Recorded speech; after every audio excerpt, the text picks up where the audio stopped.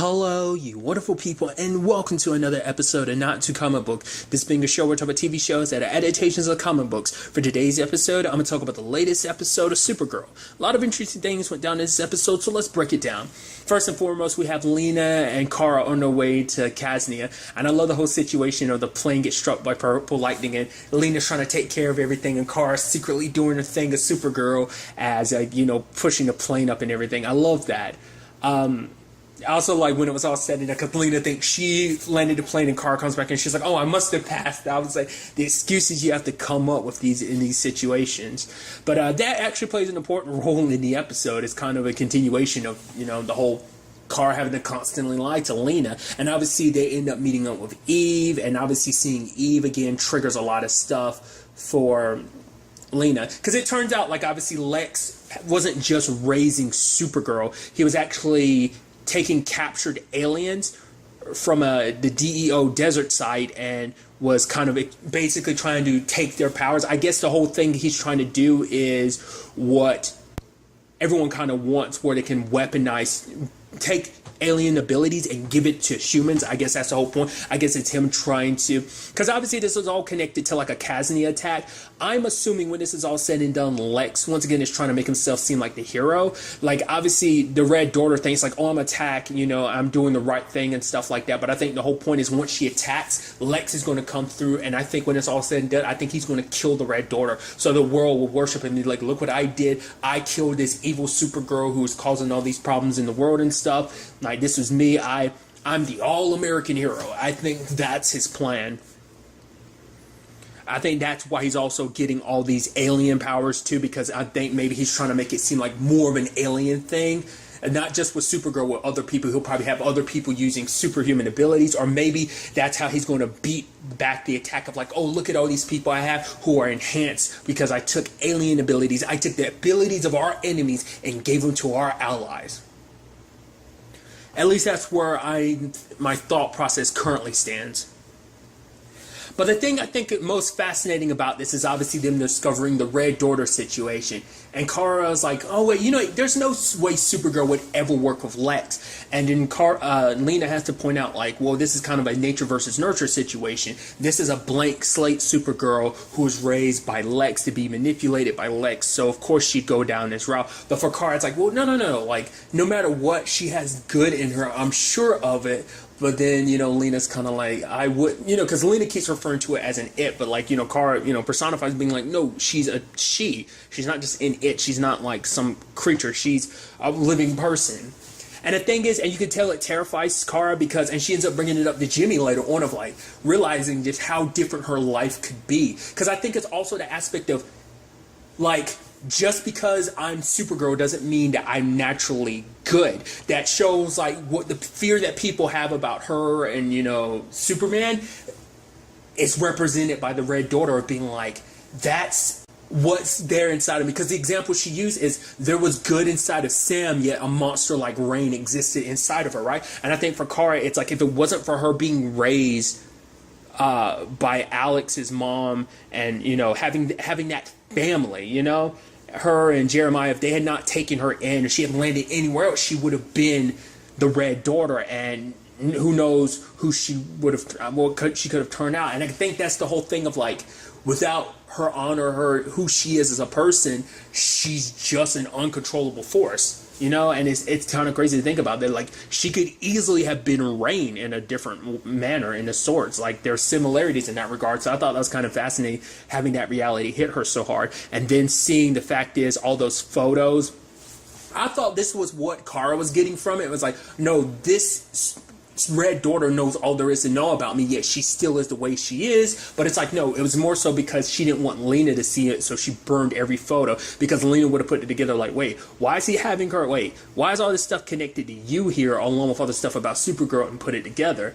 And Kara wanted to tell Lena the truth, but when the time came, she couldn't, because Lena was I can't deal with all this betrayal, it's, it's her brother, now Eve. It's if she finds out that her best friend ends up betraying her, it'd be a whole other issue. Because for her, it's the biggest thing is Eve's been lying to her face for so long, and now it's Because obviously, because it is going to add that complicated nature of like, oh yeah, like, obviously she has her beef with Supergirl, but it's like, as long as I have Kara, once again, it's that whole thing of like, oh, you were playing me the entire time. Like, she will question their entire friendship, and it'll ruin things between them. It'll probably ruin her relationship with a lot of people, because it's like, oh, did you know? Like, she'll probably bring it up to Jimmy, and Jimmy has known. And then there's Alex saying, which Alex doesn't know, but this might be the period where Alex ends up finding out. Because Kara wants to tell her when it's all said and done. It's like the least I can do. But I'm like, when it's all said and done, she's not going to get the chance. What I think what's most likely going to happen is that the Red Daughter is going to pretend to be Kara, and no one's going to realize that. Because remember, she spent so long learning about Kara, trying to pretend to be Kara, and it's only really come up one time where she had to pretend to be Kara, and that was around Alex. So I think there's going to be a point where she implants herself in Kara's life to get ready for the attack that's coming, you know? And maybe that moment will be what changes everything. Maybe it will kind of give her a different insight. Because obviously she took little peeks into Kara's life, but probably won't get full-blown looks until she's actually living Kara's life day to day. Like I said, she did run into Lena too, so there were bits and pieces here and there, but I'm curious. It might be a situation of her finding out that Lex has been lying to her, like he manipulated her with that, or making her think that that boy that she cared about, like, oh, that he died in an attack from America, like, she might find out that he's still alive. I remember Otis let him go, and it's like, you have to disappear, kid, type of thing. So we'll see.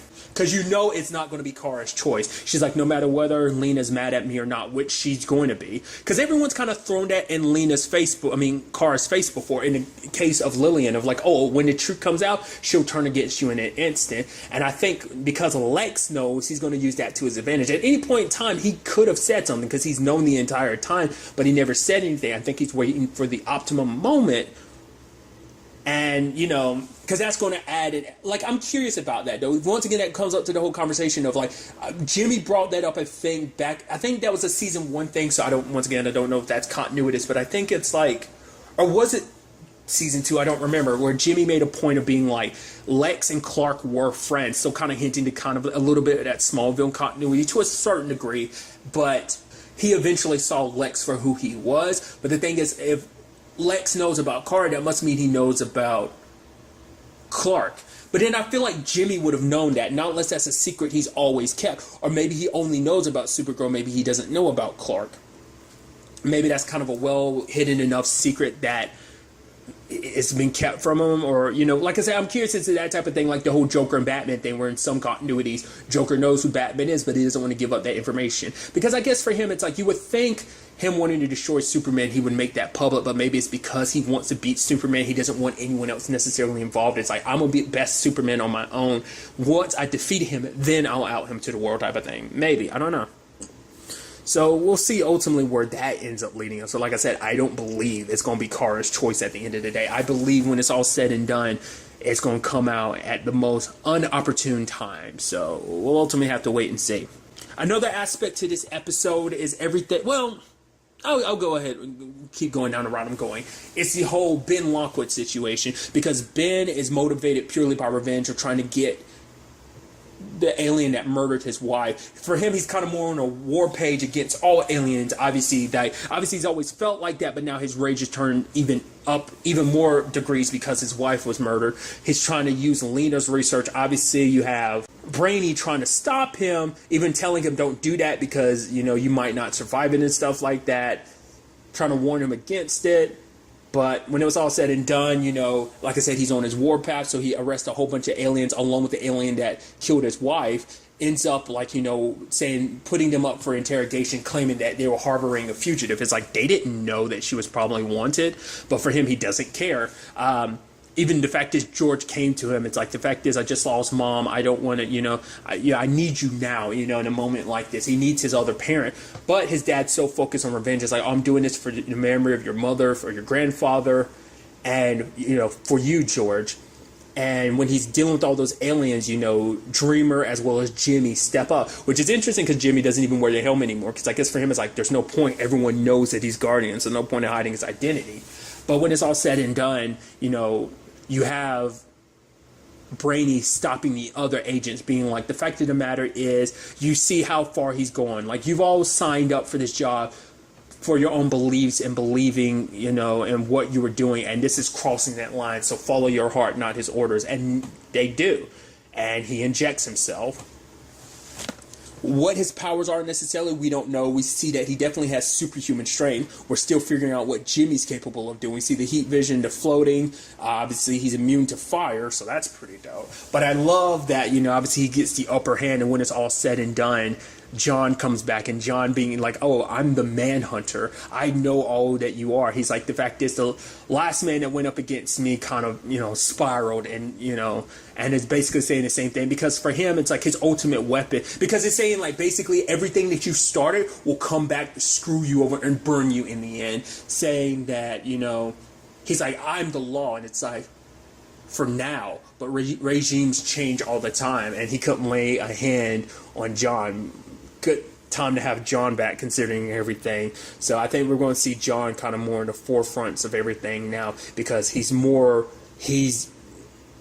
no longer lost. He's found his identity. He embraces being the manhunter again. This is who he is, you know, through it all. So I think that's pretty dope. But obviously Ben's relationship with George, it ended the way I kind of figured it would, because George is like, the fact of the matter is, I saw you. You're just like any other old man. The fact of the matter is, you didn't do this for me. You didn't do this for mom or grandpa. You did this for yourself. The fact of the matter is, it's like, this literally all happened because of your hatred. Like, because of you, mom died. Because his actions turned all these events around like this. And now George is like, I will never forgive you, and I hate you. It's like, that's harsh. I mean, it's justifiable, and I figured that's the route it was going. I was curious, like, whether George would kind of be, like, fixated on it as well, but it's like, no, seeing what his dad's capable of, I think he's starting to see his dad as a monster. That might be even more applicable going forward, considering the fact that, and you know, shooting himself up the Haranow, and it seems like, well, we know with Jimmy, his PTSD kind of affected that, but that was even a balanced version of it, that it did all that to Jimmy. What about someone who's grieving and dealing with all of that and is filled with so much anger? What's that going to do to him? Which is kind of interesting and almost going full circle, because obviously, you know, the actor who plays, because I brought it up at the beginning of the season, that, you know, Ben Lockwood, the actor who plays him, Sam Witwer, is the played Doomsday in Smallville, so it's almost going full circle that he's going and turning into a monster. I wonder, is he going to turn into a mindless killing monster like Doomsday or not? I'm wondering what's going to end up happening to him. Is he going to inject himself with more just because he's that intent on winning this fight? Is he going to spread it amongst the Children of Liberty to get them amped for this fight? I have no idea. It's because it's definitely not going to work out the way he does. One thinks it will, because obviously this is all part of some grander plan, because he's just a small piece in all of this, and that includes, you know, part of Lex's plan, because he thinks he's all righteous, but in the end you're just a means to an end to cause mass destruction. So I'm curious when that revelation hits him, or will he even be around long enough to actually hear that revelation? I don't know. Which I'll go ahead and talk about the other element to this episode I was going to talk about before, but I kept moving forward, is the whole president situation. Kara comes to warn him about what's coming up, but he's like, oh, he puts it away, and I'm like, oh, so we know his secretary, I thought it was not secretary, what is her position again? Because I was thinking like it was his chief of staff. Is that it? Yeah, I think that's it. I couldn't remember. But his chief of staff, she's behind everything. But it's like, nope, it seems like the president is. So it's like, wait, so you're behind everything? Is that why you've kind of been pushing the whole kind of like things that you have been? Like, does he think this is a means to an end? Because obviously he hired Ben Lockwood and stuff. To be fair, not unless it's not even really the president. I mean, you know, it could just be like Eve in disguise, or even Lex in disguise. That's probably the situation. Maybe not. Maybe they're straight up the president, and he's coinciding because maybe he's going to benefit from this situation, because maybe if Lex's plan goes off without a hitch, he's going to look like a hero. He's going to be garnished as like this great president and stuff like that. His ratings will go up, skyrocketing, because remember the whole Ben Lockwood situation played out the way it did, because for him it's like, oh, his ratings were getting low, so people were kind of frowning upon the way he was handling it, so he just let him go. So I'm wondering, is that the same thing in a certain regard? It's like, oh, he believes, like, it's not even about doing the right thing, it's like, oh, what's right for him type of situation. So we'll see in the end. He does have Kara captured now. I'm wondering was that going to end up being the case? Well, because she can't really go all Supergirl because there's probably going to be a lot of eyes on her, not unless they already know she's Supergirl, and that's kind of the whole point. But if there's eyes on her, she can't really reveal herself, but she might be forced to, and that'd be kind of crazy if the world ended up finding out she's Supergirl. That'd be the way everyone finds out. We'll see. But I still think it's just to get her out of the way so that the other Supergirl can pretend to be Kara and everything. Maybe Lex didn't explain that part of things, and that's what this is, for the Red Daughter to come in and do her thing like I was bringing up earlier. We'll see. But another interesting thing about this episode is obviously the whole Alex situation. There was this little conversation about like, oh man, it must be crazy to have a brother with superpowers, saying that to Kelly, but you see Kelly kind of have a look like, oh yeah, so I guess they must have informed Kelly of like, yeah, don't tell Alex about the whole Supergirl thing. I mean, I would assume she knows because of Jimmy. Like, not unless Jimmy never said anything. Well, I would assume, like, I'm trying to think, does she know? There hasn't been an instance of her knowing that Supergirl is Kara. Like, but you would think because Jimmy knows it, she would know. But, I mean, for him, it's like, well, that's not my secret to tell. So, if Kara decides to say anything, well, the fact of the matter is you would assume so. Well, I mean, because Kara knows about Kelly, but... Well, they must have met at some point in time in the series, or they've talked or something for them to hug like that when Kelly first pops up, you know. So I don't know. I'm curious about that. Like, that look on her face made me think like, all right, she has to keep the secret. But part of me wonders, does she even know? I'd assume so, but either way. But aside from that, obviously Alex has got the whole adoption thing coming, and she's freaking out a little bit because now it's like she signed up for a year ago, that whole thing a year ago, but now it's like, oh, now like 12 hours she has to basically make the huge decision of whether she wants to be a mother or not, which obviously she does, but she's freaking out about it. And you have Kelly being there to kind of support her because obviously Kara can't, and which is so sad because obviously there's a whole aspect of like, oh yeah, there's a whole like Lena kind of felt like that, and even Alex has felt like that this season of like, oh, you're not there for me, because she doesn't know all that Kara is doing, because neither one knows that she's also Supergirl, being there by her side, their sides in many different forms, even when they didn't realize she was there, you know. So that was a complicated nature to it. But, you know, it's actually interesting hearing Alex kind of talk about it, because for one, it's like the reason why she was willing to and ready, inspired to actually do this whole single mother thing was because she saw her mom raise her, you know, and Kara for so long by herself, that it was like inspired her to be able to do it. But now that things are kind of getting close, she's kind of freaking out because she's like, oh, will I be a good mother and stuff like that? But it's like you have Kelly being like, you'll be great. The fact of the matter is, look at the way you treat your friends, your family, you know, your sister, the way you looked after Jimmy and me, even though you don't know me that well. That shows how much compassion you have, and that compassion is going to lead to you being a great mother. Because for her, she's worried about, like, you know, I think for her it's like the whole thing of like, it's that nervous moment of like everything's kind of close to being real, but then sadly when it was all said and done, it didn't pan out because the mother in the end decided to keep the baby. And it's just, you know, she built her hopes up. It was like it was so real, and that was kind of taken from her. And for her, because another element to this, and so something she brings up, the reason why this is so important to her, she literally broke up with her fiance. She broke up with Maggie because of this situation. So for her, it's like, if I don't go through this, because for a long time she thought like, did she ruin her life by not being with Maggie? You know, that was still something on her back of her mind. And now it's that situation of like, you know, that was I think a part of it driving it, being like, if I don't get a kid, then that kind of meant like I kind of broke up my relationship for nothing. But now for her, it's like the wound healed from like the whole Maggie situation. She never thought she'd get past it, but it healed, and now it feels like this kind of reopened that. But, you know, Kelly ends up saying something I really liked, saying that wounds heal and eventually scars fade, and saying that, you know, kind of talking about her own specific situation. She was in love with her sergeant. They were actually engaged. It's something that Jimmy and no one knew, because of course, like, and that, I think, you know, obviously in the military situation, you kind of have to sadly keep that secret and everything. But her sergeant died on patrol, and never thought she'd get over it. But her sergeant had left a letter, and I think that was part of the healing process for her. You know, it took a while, but it's not that it's going to like be instant. It will take a while, and it will hurt, but that scar will that wound will close and eventually the scar will fade, you know? So I think this is, like I brought up before, it does seem like they're leaning toward the whole Alex and Kelly thing. So that's pretty neat. I think, because Alex's only thing in her life currently, like obviously she has her friends and everything, but the only person she really has is Kara, and I think it'd be nice to have someone else in your life, you know, that you can rely on, that you can talk to about everything,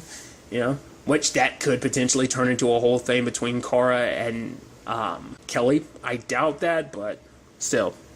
But I'm very interested to see where all of this take us going forward into the next episode. There's only 2 episodes left this season, so it's definitely going to be interesting to see how this all plays out.